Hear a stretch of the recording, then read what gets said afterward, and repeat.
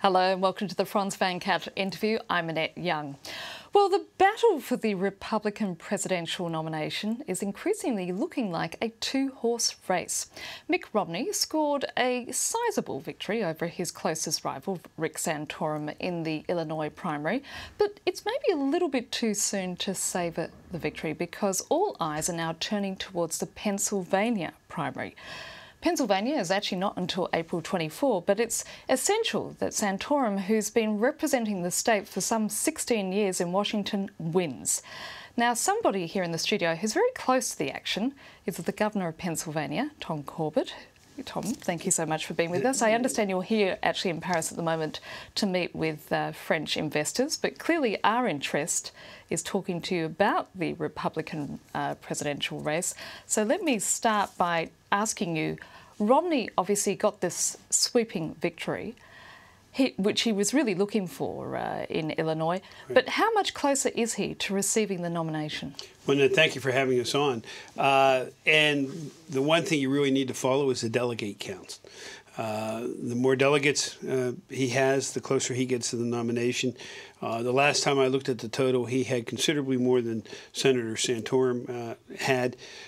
Picking up a large state such as Illinois, which is about the same size as Pennsylvania when it comes to population, means that he made a tremendous jump ahead in the delegate count. There are a number of primaries yet to come between now and the November 24th primary in Pennsylvania, but for the first time in many years, Pennsylvania is going to be in the mix, I think, when it comes to the convention. It's a critical primary, isn't it? Well, it's critical, particularly for Senator Santorum, who represented, as you said, the Pennsylvania for 16 years, both as a congressman and then as a senator before he was defeated in 2006 by now Senator Casey. Now, you haven't endorsed anybody so far. Why is that the case? Well, I have decided to keep my counsel to myself for the moment. And that's a bit of an unusual move, isn't it? It is. Well, if you look at many of the Republican governors, until it gets close to their state, they have not made endorsements. Many of them have decided to stay on the sideline, allow the process to work. That's where I am. I know both gentlemen personally. Also know former Speaker of the House Gingrich personally, and all three have helped me campaign when I was running for governor. So I'm letting this play out a little bit longer. So has there been anything in particular that's kept you, say, from endorsing Mitt Romney?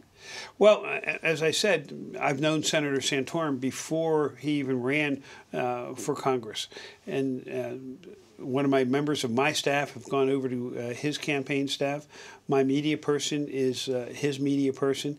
As I've told the media in Pennsylvania, don't read anything into that at this point in time. But because of those relationships, I'm just standing on the sidelines for a while before I announce my decision. Now, as we were just saying, your state is critical because it was also critical in the last election. It's a big state geographically. It's also got a little of everything, you know, partly blue collar, northeast, a bit of Midwest thrown in. I mean, is Rick Santorum a tough sell for Pennsylvania's voters? It depends upon the region that you're talking about. The more moderate section of the state is down in the southeast, where 40% of the population exists and 40% of the voters exist. He has a harder time with the moderate population than he does with the conservative population. When he gets out to Pittsburgh and up to Erie and through the Northeast, he should do, in the Republican primary, do fairly well. But he's going to have a little more difficult time in the Southeast. And the question is, for the primary purposes, how well will he do? And then, should he be the nominee, you can then ask the questions again when we get to the general election. What's your gut feeling? Do you think he will do well? Well, the most recent polling in Pennsylvania has him up by a considerable lead. But we have not seen any advertising on TV. We get a lot of advertising. Governor Romney has spent quite a bit in many states and gone from a deficit to winning that state. So we have to wait. We probably won't see it now for another week or two, and then I think we'll start seeing it. Watch the polls then to see if it starts narrowing. Has America gone far enough to the right to support Rick Santorum? Well, this election is an election based on numbers, but those numbers aren't necessarily just the vote count. It is the number of electoral college count. And it depends on which states. If he were to be the nominee, it would depend on which states he could win. And also, what you really have to look at is where the economy is. I think when we get past the primary, and right now the discussion is much more on the conservative issues, the social conservative issues, it will move into where I think the real issues are in this campaign. And that's how are we better off now than we were 4 years ago? How is the economy functioning? The price of gasoline in Pennsylvania and the price of gasoline in the nation continues to go higher, not as high as it is here in France, but that can have a tremendous impact in a race. The president has the benefit of being the incumbent.